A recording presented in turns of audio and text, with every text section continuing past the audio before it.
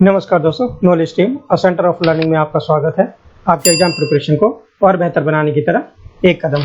दोस्तों, इकोलॉजी और एनवायरनमेंट यानी पारिस्थितिकी और पर्यावरण के अंतर्गत हमने जो कुछ मिसलेनियस इश्यूज के बारे में डिस्कस स्टार्ट किया था, तो कल के लेक्चर में हमने ब्लैक कार्बन के बारे में डिस्कस किया और उसके जो प्रमुख स्रोत हैं या प्रमुख सोर्स है जहाँ से ब्लैक कार्बन प्रोड्यूस होता है उसके बारे में विस्तार से डिस्कस किया था।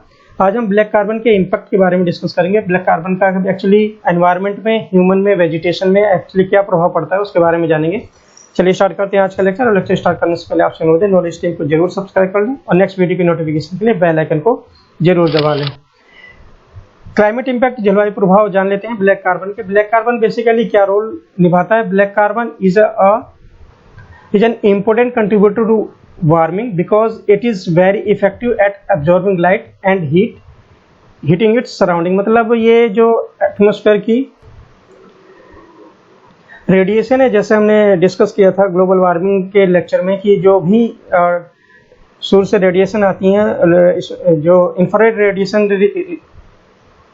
रिफ्लेक्ट होकर धरती में, लॉन्ग वेव इंफ्रारेड रेडिएशन जो भी होती हैं, उनको ये जो कुछ गैसेस हैं जैसे कार्बन डाइऑक्साइड हो गई, मीथेन हो गई, नाइट्रस ऑक्साइड या क्लोरोफ्लोरोकार्बन्स हो गए, और इस तरीके की गैसें हमने डिस्कस की थी। और वो क्या करती हैं, इस जो लॉन्ग वेव इंफ्रारेड रेडिएशन उसको ऑब्जर्व कर लेती हैं और दोबारा उसको धरती पर रिफ्लेक्ट कर देती हैं। इस तरीके से ये हीट को ऑब्जर्व करती हैं और जो आसपास के जो सराउंडिंग है उसको गर्म रखती हैं। तो इस तरीके से जो मेजर रोल है ब्लैक कार्बन का वो यही है, it is a global warming contributing particle. Per unit mass की अगर हम बात कर लेते हैं तो जो ब्लैक कार्बन है वो इतना ज़्यादा इम्पैक्ट होता है कि लगभग 460 से 1500 गुना ज़्यादा स्ट्रॉन्गर होता है कार्बन डाइऑक्साइड से। अगर दोनों की हम जो कैपेसिटी होती है हीट को एब्जॉर्ब करने की और उसको रिटेन करने की और रिफ्लेक्ट करने की, तो जो ब्लैक कार्बन है उसकी जो कैपेसिटी होती है कार्बन डाइऑक्साइड से, जिसे हम बहुत ही ज़्यादा ग्लोबल वार्मिंग कॉजिंग सब्सटेंस के रूप में जाना जाता है, तो वहाँ ब्लैक कार्बन की अगर हम बात करते हैं वो 460 से 1500 टाइम गुना होता है। जैसे यहाँ discuss, suspended in the atmosphere black carbon particle contribute to global warming by absorbing energy and converting into heat.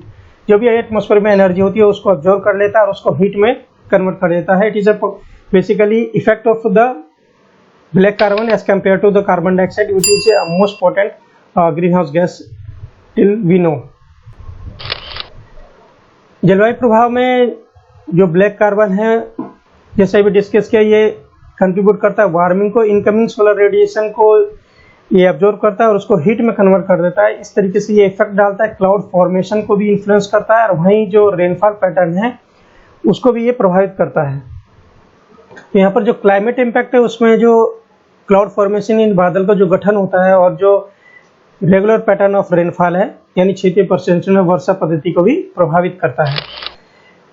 When deposit on ice और स्नो, जब ये ब्लैक कार्बन के पार्टिकल होते हैं जो आइस और स्नो में डिपॉजिट हो जाते हैं, जैसे हम फिगर में देख पा रहे हैं यहाँ पर जो ब्लैक इस शीट जो हमारे ग्लेशियर्स के ऊपर दिख रही है, it is a black carbon.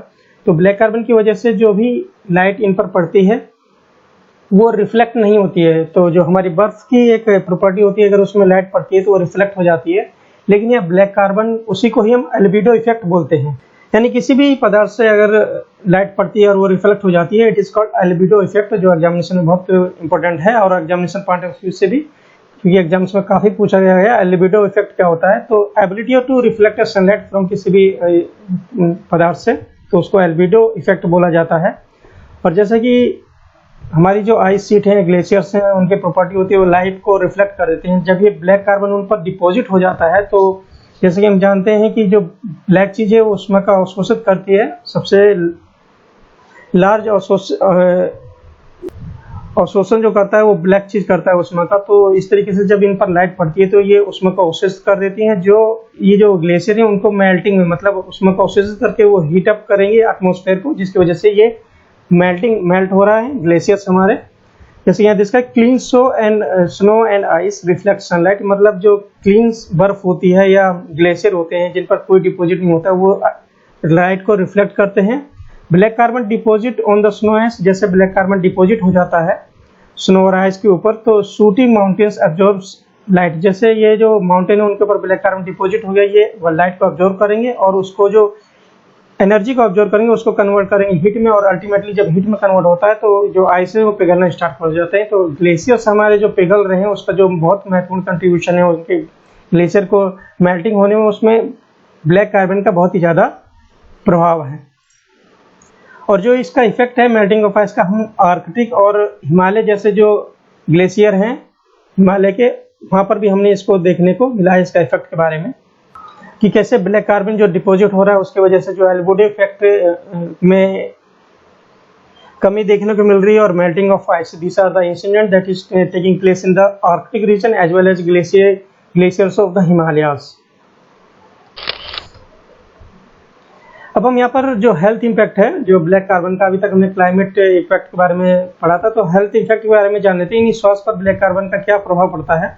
Black carbon and it's कोपोल्यूटेंट जो भी इसके साथ प्रोड्यूस होते हैं ह्यूमन एक्टिविटीज के द्वारा, ह्यूमन एंथ्रोपोजेनिक एक्टिविटीज और नेचुरल क्रियाएं जो भी होती हैं, तो इसमें जो PM 2.5 यानी पार्टिकल मैटर 2.5 का बहुत ज़्यादा बेसिकली इस साइज के पार्टिकल रहते हैं ब्लैक कार्बन। ये मतलब 2.5 माइक्रोन या उससे छोटे पार्टिकल जो भी होते हैं वो PM 2.5 कैटेगरी में आते हैं। जैसे कि हम यहाँ पर फिगर देख रहे हैं, अगर ये हेयर है यानी हमारा बाल की थिकनेस है वो लगभग 50 से 70 माइक्रोन के आसपास होता है। वहीं जो फाइन सैंड रिच पार्टिकल होते हैं, मतलब जो बालू के बहुत ही महीन कण होते हैं, लगभग 90 माइक्रोन के आसपास होते हैं। वहीं अगर PM 2.5 की थिकनेस लगभग 2.5 माइक्रोन से भी छोटा होता है। हम ये जान सकते हैं कि कितना ही छोटा पार्टिकल होता है PM 2.5। तो ये क्या करता है, जो हमारे लीडिंग एनवायरमेंटल पॉल्यूटेंट के रूप में जाना जाता है, और ये पुअर हेल्थ और प्रीमेच्योर डेथ के लिए भी जिम्मेदार है। PM 2.5 it is so dangerous that it cause the premature death. वहीं पर जो इससे बड़ा पार्टिकल साइज होता है PM 10 उसको बोला जाता है, उसका साइज जो होता है वो लेस देन 10 माइक्रोन के आसपास होता है, और ये इसमें PM 2.5 भी इंक्लूड होता है। तो इस तरीके से PM 10 और PM 2.5 इनके साइज के बारे में एग्जामिनेशन में काफ़ी पूछा जाता है। PM 2.5 का साइज लेस देन 2.5 माइक्रोन होता है, मतलब 2.5 माइक्रोन से छोटे जितने पार्टिकल साइज होते हैं वो PM 2.5 में आते हैं। वहीं 10 माइक्रोन से छोटे जितने पार्टिकल होते हैं वो PM 10 में आते हैं, जैसे डस्ट हो गया या पोलन हो गया, इस तरीके जो पार्टिकल है ये एग्जाम्पल है PM 10 की। वहीं PM 2.5 के पार्टिकल जो है एग्जाम्पल हो सकते हैं ऑर्गेनिक कंपाउंड्स हो गए, मेटल्स हो गया, या कंबसन पार्टिकल जो भी हम चीज़ों को जलाते हैं उससे जो छोटे छोटे पार्टिकल प्रोड्यूस होते हैं वो PM 2.5 की कैटेगरी में आते हैं। PM 2.5 जो माइक्रोन के साइज के पार्टिकल होते हैं ये क्या करते हैं, ये बहुत ही छोटे पार्टिकल होते हैं। अगर हमने अपने टेबल सॉल्ट देखा होगा, यानी जो नमक हम खाते हैं उसका जो महीन पार्टिकल होता है उससे भी छोटा पार्टिकल होता है, और ये जो हमारे फेफड़ों में जमा हो जाते हैं deepest region of the lungs and facilitate the transport of toxic compound into the blood stream. Basically lung में जब जमा हो जाते हैं तो इनका जो प्रमुख फंक्शन होता है वो क्या करता है कि जो टॉक्सिक पार्टिकल है उनको ट्रांसपोर्ट कर देता है हमारे ब्लड स्ट्रीम में, यानी खून में उनको मिलाने का कार्य करता है। इस तरीके से PM 2.5 बहुत ज़्यादा हानिकारक है for the life of human being. मतलब इसका जो प्रभाव है वो लंग्स में ये डिपॉजिट हो जाता है PM 2.5 पार्टिकल। उसके पश्चात जो टॉक्सिक कंपाउंड है, विषाक्त यौगिक हैं, उनको एक मीडियम की तरह यानी ट्रांसपोर्ट फैसिलिटी प्रोवाइड करता है जो भी टॉक्सिक कंपाउंड है उनको ब्लड में मिक्सिंग करने के लिए। और कौन कौन सी जैसी बीमारियां इसकी वजह से हो सकती हैं, जैसे लंग डिजीज जैसा भी डिस्कस किया, हार्ट डिजीज, स्ट्रोक्स हो सकते हैं, मतलब जो हार्ट अटैक वगैरह का जो प्रॉब्लम है वो क्रिएट हो सकता है। क्रोनिक रेस्पिरेटरी डिजीज मतलब श्वसन में जो भी क्रोनिक प्रॉब्लम आती है, श्वसन में प्रॉब्लम क्रिएट होती है। और अस्थमा जैसे बीमारी है, कार्डियो रेस्पिरेटरी सिस्टम है, और ये जो प्रीमेच्योर डेथ है उसका भी एक बहुत महत्वपूर्ण कारक है। तो इस तरीके से कुछ बीमारियां हैं जिसके बारे में जो इफेक्ट होती हैं जो हमारे PM 2.5 पार्टिकल है, और black carbon basically including this range of particle size PM 2.5। ये तो अभी हमने ह्यूमन के जो एडल्ट के क्या क्या बीमारी हो सकती हैं। यहाँ पर प्रीमेच्योर डेथ ऑफ चिल्ड्रन एक बहुत ही ज़्यादा इंपॉर्टेंट इशू है due to the effect of black carbon. उनके जो रेस्पिरेटरी सिस्टम है उसमें बहुत ज़्यादा प्रॉब्लम क्रिएट हो जाता है, ब्लैक कार्बन जैसे ही उनके लंग्स में डिपॉजिट हो जाता है। निमोनिया जैसे तीव्र व निचले श्वसन संक्रमण से बच्चों की समय से पहले मौत हो जाती है। जो न्यूबॉर्न चाइल्ड हैं या अंडर 5 जो मोर्टेलिटी रेट है उसमें ब्लैक कार्बन के भी बहुत ही ज़्यादा प्रभाव देखने को मिला है। हर साल ये देखने को मिलता है लगभग 7 मिलियन प्रीमेच्योर डेथ होती हैं जो PM 2.5 एयर पोल्यूशन है, जिसमें ब्लैक कार्बन का एक बहुत महत्वपूर्ण योगदान है। लगभग 70 लाख समय से पहले जो मौतों का जिम्मेदार है वो black carbon including other environmental pollution particle है, जिसमें जो उनका साइज लगभग PM 2.5 के आसपास, माइक्रोन्स के आसपास जो होता है, वो बहुत ही ज़्यादा इफेक्टिव है इस इंसिडेंट्स के लिए। वहीं अगर वेजिटेशन और इकोसिस्टम की अगर बात करते हैं तो वनस्पति और पारिस्थितिक प्रणाली में इसका क्या प्रभाव पड़ता है तो जानते हैं। Black carbon can affect the health of ecosystem in several ways.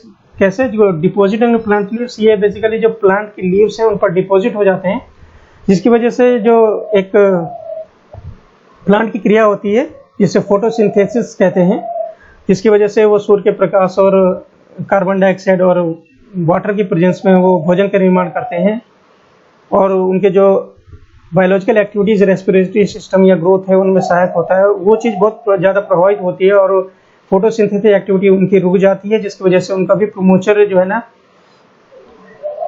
Destruction का कारण बनता है। साथ ही साथ जैसे ब्लैक कार्बन के जो पत्तियों पर जमा हो जाता है तो हीट को अब्जॉर्ब करता है, एनर्जी को अब्जॉर्ब करता है, कन्वर्ट इनटू हीट, जिसकी वजह से जो पेड़ पौधों का टेम्परेचर है उनका टेम्परेचर इंक्रीज होता है, जिसकी वजह से उनका जो हेल्थ इफेक्ट है वो भी प्रभावित होता है। अगर हम इकोसिस्टम की बात करते हैं, यहाँ फिगर हम देख सकते हैं, जो भी एक हमारे क्लाउड्स होते हैं अगर वो इस कलर में होते हैं यानी वाइटिश और वाइटिश ब्लैक कलर में, तो क्लीन क्लाउड रिफ्लेक्ट सनलाइट, वो सनलाइट को रिफ्लेक्ट करते हैं। वहीं अगर ब्लैक कार्बन क्लाउड्स के ऊपर जमा हो जाता है तो ब्लैक कार्बन जो क्लाउड के ऊपर जमा हो वो सूटी क्लाउड्स जो सनलाइट है उसको एब्जॉर्ब कर लेते हैं, जिसकी वजह से जो क्लाउड्स के थ्रू डिम लाइट जो है हमारे अर्थ सरफेस पर पहुंचती है। तो डिम लाइट जो हमारे अर्थ सरफेस पहुंचती है उसका जो प्रमुख कारण है वो ब्लैक कार्बन का डिपोजिशन है क्लाउड्स के ऊपर, और उसकी वजह से जो क्लाउड्स का जो शेप है, उसकी जो प्रॉपर्टीज है वो चेंज हो रही है और साथ ही साथ जो रेन पैटर्न है वो भी चेंज हो रहा है। तो हमारे जो वायुमंडल में जो रेन का पैटर्न है, जैसे कि हम जानते हैं हमारा जो देश है, खासकर अगर हम अफ्रीका की बात करते हैं, इंडिया की बात करें, ऑस्ट्रेलिया की बात करें, मानसून रीजन कहलाया जाता है ये रीजन। तो वहाँ जो मानसून का प्रभाव है उसका जो पैटर्न है वो चेंज हो रहा है due to this black carbon impact on the climate और ecosystem. Changing rain pattern can have far reaching consequence both ecosystem and human livelihood. मतलब जो रेन पैटर्न चेंज हो रहा है तो इकोसिस्टम में as well as human livelihood में बहुत ज़्यादा प्रभाव पड़ा, जिसकी वजह से हमारे एग्रीकल्चर को भी इसका नुकसान देखने को मिल रहा है। और ये सबसे ज़्यादा इफेक्ट हमें देखने को मिल रहा है वो एशिया और अफ्रीका के बड़े हिस्से में जो कृषि होती है, एग्रीकल्चर होती है, उसको बहुत ही ज़्यादा प्रभावित कर रहा है। ये बेसिकली डुअल रोल है इसका, एक तरीके से ये जो रेनफॉल पैटर्न है उसको चेंज कर रहा है, दूसरे तरीके से जो डिम लाइट है वो धरती पर पहुंच रही है ताकि जिससे कि जो पौधे हैं प्रकाश संश्लेषण की क्रिया ठीक से नहीं कर पा रहे हैं। तो it is impacting in two way. Basically ये दो तरीके से हमारे जो एटमॉस्फेयर है उसको प्रभावित कर रहा है। यहाँ पर कुछ सॉल्यूशन की बात कर लेते हैं। ब्लैक कार्बन के जो 80% एमिशन रिडक्शन पोटेंशियल है ग्लोबली बाय 2030, ये स्टडी में पाया गया। अगर हम कुछ स्टेप्स लेते हैं, कुछ हमारे प्रोविजंस आते हैं या कुछ लेजिस्लेटिव मेजर लिए जाते हैं तो उसके द्वारा हम 2030 तक 80% एमिशन जो रिडक्शन है ब्लैक कार्बन का वो हम अचीव कर सकते हैं। कुछ प्रोविजन जैसे कि हाउस होल्ड एनर्जी है, फर्स्ट रीजन हो गया जहाँ पर हम जो अभी हम फॉसिल फ्यूल या जो ट्रेडिशनल फ्यूल यूज़ करते हैं उनको अगर हम स्टॉप कर देते हैं, इनको रोक देते हैं और बर्निंग ऑफ कोक और हीटिंग, बेसिकली जो हीटिंग पर्पस के लिए हम कोक का इस्तेमाल करते हैं या फॉसिल फ्यूल या जो उपले होते हैं उनका इस्तेमाल करते हैं, उसको अगर इस्तेमाल करना बंद कर देते हैं तो काफ़ी मात्रा में, जैसे कि हम जानते हैं, house hold energy contribute 58% of global emission of the black carbon. जो केरोसिन लैंप हैं उनको एलिमिनेट कर सकते हैं। तो इस तरीके से हाउस होल्ड एनर्जी जो भी इस्तेमाल करते हैं हाउस होल्ड में, उसको जो अगर हम क्लीन एनर्जी से रिप्लेस कर देते हैं तो काफ़ी मात्रा में, लगभग 58% जैसा बोला, तो यहीं से ही हम ब्लैक कार्बन के एमिशन को रिड्यूस कर सकते हैं।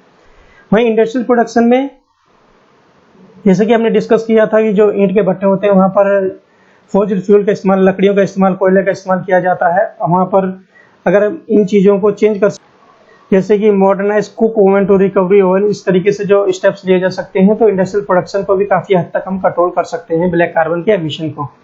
वहीं ट्रांसपोर्ट में भी जैसे कि डिस्कस किया तो diesel engine is particular mayor contributor of the black carbon in the atmosphere. तो जो डीजल इंजन है, अगर उसका जो सब्स्टिट्यूट बायोडीजल वगैरह हम यूज कर सकते हैं, तो अगर सब्स्टिट्यूट ला के हम डीजल का जो खपत है उसको जितना कम कर सके, उसकी वजह से जो ब्लैक कार्बन का एमिशन है उस पर भी हम लगाम लगा सकते हैं, उसको कंट्रोल कर सकते हैं। जो यूरो 6 जो हम इस समय यूज कर रहे हैं जो फ्यूल है भारत स्टेज 6, वो काफी हद तक इस एरिया में एक कदम है। जो एमिशन है ब्लैक कार्बन का थ्रू यूज ऑफ डीजल, उसको रिड्यूस कर सकते हैं और उसको रिड्यूस करने की दिशा में एक बहुत महत्वपूर्ण कदम है। वहीं एग्रीकल्चर में ही जो सब्टल बर्निंग करते हैं, जो फसल कट जाती है उसके पश्चात, तो उसको बायोडीजल प्रोडक्शन में या उसको अन्य चीज़ों में या ऊर्जा के प्रमुख स्रोतों में कन्वर्ट करने की जो फैसिलिटी आजकल डेवलप हो चुकी है, उसको अगर इस्तेमाल करते हैं तो एग्रीकल्चर फील्ड में भी जो भी हम सब्टल बर्निंग करते हैं उससे जो ब्लैक कार्बन एमिशन होता है उसको भी हम प्रोटेक्ट कर सकते हैं और रिड्यूस करने में एक महत्वपूर्ण भूमिका निभा सकते हैं।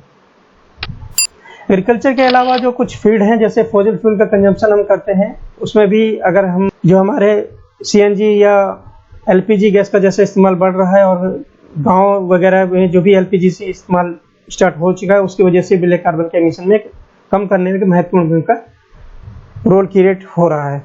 वेस्ट मैनेजमेंट भी एक मेजर कंट्रीब्यूटर है, लगभग 1% के आसपास जो वेस्ट मैनेजमेंट है उससे भी ब्लैक कार्बन जो बर्निंग होती है वेस्ट मैनेज का ओपन फील्ड में, उसको भी रिड्यूस कर सकते हैं। उससे कई तरीके हैं और वेस्ट को हम यूज कर सकते हैं एनर्जी प्रोडक्शन में, जिसकी वजह से हम ब्लैक कार्बन के एमिशन को रोक सकते हैं।